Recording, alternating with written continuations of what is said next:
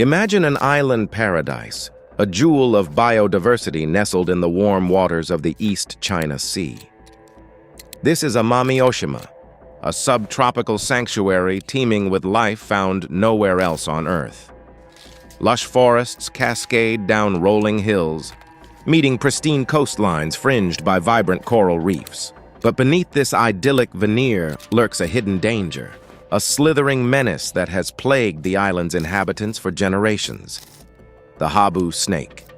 The habu, a venomous pit viper, isn't just another snake. It's an apex predator, perfectly adapted to its environment and possessing a potent venom capable of inflicting severe pain, debilitating injuries, and in some cases, death. For centuries, the habu snake reigned supreme on Amami Oshima, its presence a constant threat to the island's human population. Imagine living in a place where every step outside your door could be your last, where children are warned from a young age to watch their every move, where farmers risk life and limb tending their fields. This wasn't just a minor inconvenience. It was a full-blown public health crisis. Now let's talk numbers, because behind every statistic is a real person, a real family, living in fear. In the mid-20th century, habu bites were alarmingly frequent. We're talking hundreds of cases per year, a constant drain on the island's healthcare system and a source of immense suffering for its residents. Imagine the hospitals constantly filled with victims, the agonizing pain as venom courses through their veins, the long and arduous recovery process, if they even survived. While fatalities were relatively rare thanks to anti-venom, the debilitating effects of the venom, the tissue necrosis, the potential for amputation, left many with permanent disabilities. But the habu's impact extended far beyond the realm of public health.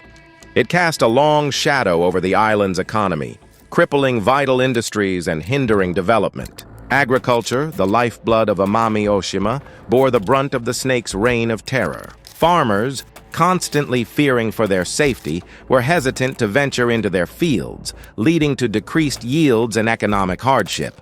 The tourism industry, which held so much promise for the island's future, was also stifled by the pervasive fear of snakes. Who wants to vacation in paradise when the constant threat of a venomous bite looms large? Consider the financial burden alone. The cost of anti-venom, medical treatment, and lost productivity added up to a significant sum, diverting resources away from other essential services. The emotional toll on the community was even greater. Fear, anxiety, and a constant sense of vulnerability permeated daily life, eroding the island's spirit. Something had to be done. The people of Amami Oshima were desperate for a solution, a way to reclaim their island and live without fear. Faced with this dire situation, Japanese authorities embarked on a radical plan, a bold intervention designed to eradicate the habu snake and restore peace of mind to the island's inhabitants. They sought a natural predator, a biological control agent that could decimate the snake population and bring balance back to the ecosystem. Their answer came in the form of a small, agile, and fiercely determined mammal, the mongoose. The mongoose, renowned for its snake-killing prowess, was hailed as a savior, a knight in shining armor ready to vanquish the habu and liberate Amami Oshima. But this seemingly brilliant solution was based on a flawed premise, a critical misunderstanding of the intricate web of life. The stage was set for an ecological experiment gone horribly wrong, a cautionary tale of unintended consequences and the perils of tampering with nature's delicate balance. And as we will see, these intentions, as admirable as they were, paved the path to an ecological disaster the likes of which Amami Oshima had never seen. And after over 2 decades, those affected most will pay for, both literally and figuratively. Mongoose mayhem. How good intentions paved a path to ecological disaster, detail the introduction of mongooses as a biological control method, emphasizing the initial optimism and the unforeseen consequences of their mismatched hunting habits and ecological impact on native species. Let's rewind the clock. The year is 1979. Imagine a small team of wildlife officials brimming with optimism, carefully releasing a group of small, furry creatures onto Amami Oshima. These weren't just any animals. They were small Indian mongooses, the supposed saviors of the island. The plan was simple, elegant even. Unleash these natural predators on the venomous habu snake, and voila, the snake problem would be solved. It was a classic case of biological control, a seemingly ingenious way to use nature against nature. But as we all know, things rarely go according to plan, especially when dealing with the intricate web of an ecosystem. The idea, on paper, was sound. The small Indian mongoose, Herpestes auropunctatus, had already gained a reputation as a formidable snake killer in other parts of the world. They were known for their agility, their speed, and their uncanny ability to evade a snake's strike. In fact, they even possess a degree of immunity to certain snake venoms. What could possibly go wrong? Well, as it turns out, quite a lot. The initial introduction involved around 30 mongooses transported from Okinawa, where a similar, though ultimately flawed, experiment had been conducted decades earlier. The release site was strategically chosen, an area known for high habu snake populations and frequent snakebite incidents. The expectation was that these mongooses would quickly establish themselves, begin hunting the snakes, and gradually reduce their numbers, making the island safer for residents and tourists alike. Local communities initially welcomed the idea with open arms. For years, they had lived under the shadow of the habu, constantly wary of venturing into the fields or forests. The prospect of a natural solution, a way to finally break free from this constant threat, was incredibly appealing. Government officials, eager to alleviate the public health crisis and boost the island's economy, wholeheartedly supported the project. Biological control was seen as a far more environmentally friendly approach than the use of chemical pesticides, which had been tried in the past with limited success and significant side effects. There was this prevailing sense that nature had provided the answer. The mongoose was seen as a natural weapon, perfectly designed to combat the habu. There was a level of excitement, maybe even a little bit of overconfidence in the air. People genuinely believed that this was the turning point, the moment when Amami Oshima would finally conquer its snake problem. But here's the kicker, the fatal flaw that would ultimately derail the entire operation. Nobody bothered to check their schedules.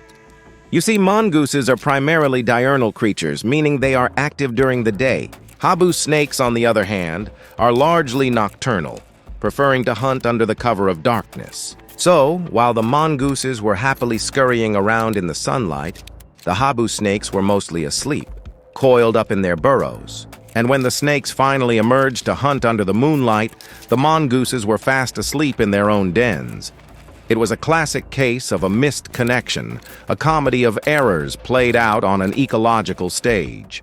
The two species, despite being potential predator and prey, simply weren't crossing paths. Imagine setting up a boxing match where one fighter only shows up in the morning and the other only fights at night. It's a recipe for disaster. But the story doesn't end there, of course. The mongooses, finding few habu snakes to feast on, didn't simply starve. They're opportunistic predators after all, and Amami Oshima, unfortunately, was teeming with other much easier targets. Remember, this island is a biodiversity hotspot, home to a wealth of unique and endemic species. And many of these species, having evolved in the absence of mammalian predators, were utterly defenseless against the newly introduced mongooses. Suddenly, the mongooses weren't just snake killers anymore. They became all-purpose predators, feasting on everything from native birds and their eggs to amphibians, reptiles, and small mammals. The Amami rabbit, a rare and ancient species found nowhere else on Earth, became a particularly vulnerable target. These rabbits, lacking any natural defenses against mammalian predators, were easy prey for the agile and opportunistic mongooses. The consequences were devastating. The Amami rabbit population plummeted, pushing this already endangered species closer to the brink of extinction. Other native species suffered similar fates, disrupting the delicate balance of the island's ecosystem.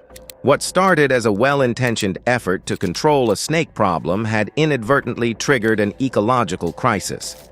The initial optimism quickly gave way to alarm and regret. The mongooses, far from being the saviors of Amami Oshima, had become a major threat to its unique biodiversity. The once celebrated biological control project was now recognized as a colossal mistake, a stark reminder of the unintended consequences that can arise from poorly planned ecological interventions. This really set the stage for what would become a decades-long effort to undo the damage, a costly and complex undertaking that would test the limits of ecological restoration. But before we get to all of that, it's vital that 25 years, a quarter of a century, that's how long Japan wrestled with the ecological Pandora's box they'd inadvertently opened on Amami Oshima.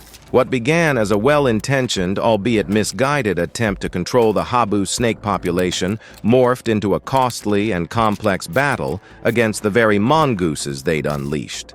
This isn't just a story of ecological regret. It's a story of redemption, of relentless effort, and, most importantly, of hard-earned lessons that resonate far beyond the shores of this remote Japanese island. The eradication of the mongoose population wasn't a quick fix. It was a decades-long slog, a grueling test of perseverance against an enemy that had adapted all too well to its new environment. Imagine the frustration, the sheer grit required to systematically trap and remove thousands upon thousands of these creatures, knowing that even a handful of survivors could undo years of painstaking work. The initial efforts were, let's just say they were less than effective. Local municipalities offered bounties for captured mongooses, incentivizing residents to join the hunt. But this piecemeal approach was a drop in the ocean compared to the scale of the problem. The mongooses were cunning, adaptable, and they were multiplying fast. It quickly became clear that a far more coordinated and comprehensive strategy was needed. Enter the experts, the scientists, the dedicated conservationists who recognized the urgency of the situation.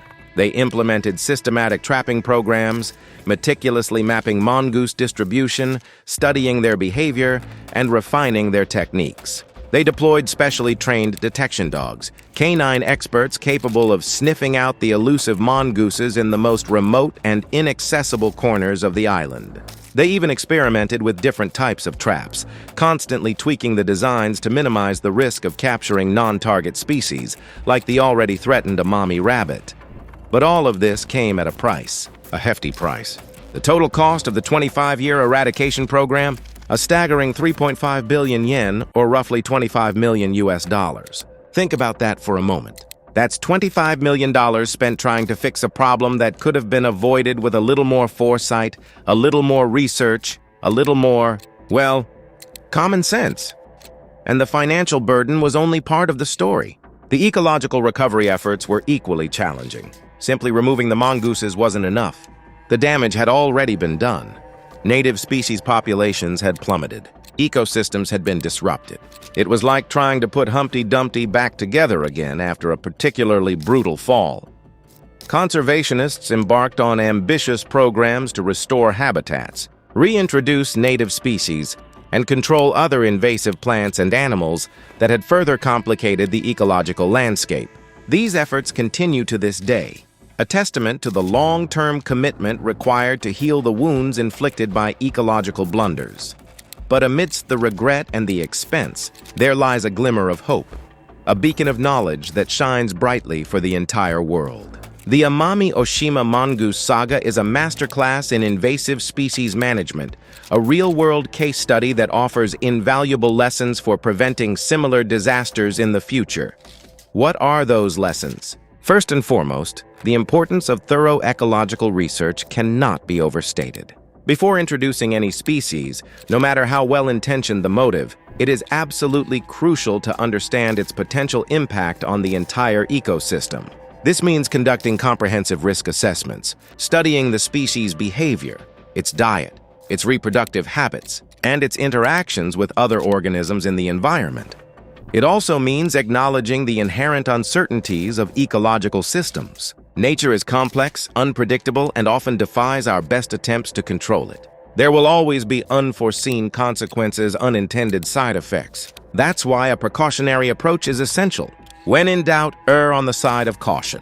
It's far better to prevent a problem than to try to fix it later, especially when the stakes are as high as the health and integrity of an entire ecosystem. Another crucial lesson is the importance of early detection and rapid response. The longer an invasive species is allowed to establish itself, the harder and more expensive it becomes to eradicate. The sooner the problem is identified, the sooner action can be taken. increasing the chances of success and minimizing the long-term damage. Finally, the Amami Oshima story underscores the importance of community involvement. Eradicating invasive species is not just a job for scientists and government officials. It requires the support and participation of local communities whose livelihoods and well-being are directly affected by the ecological health of their surroundings. Engaging local residents in monitoring efforts, providing them with training and resources, and empowering them to take ownership of the problem are all essential ingredients for success. The eradication of the mongooses from Amami Oshima is a remarkable achievement, a testament to the power of human ingenuity, perseverance, and collaboration. But it is also a sobering reminder of the potential consequences of ecological hubris, of the dangers of tampering with nature without fully understanding the risks. The lessons learned on this small Japanese island have global implications, informing conservation efforts around the world and helping to prevent future ecological disasters. It's a story of regret and redemption, a story of cost, but ultimately, it's a story of hope. A story that reminds us that even the most daunting environmental challenges can be overcome with knowledge, dedication, and an unwavering commitment to protecting the planet's precious biodiversity.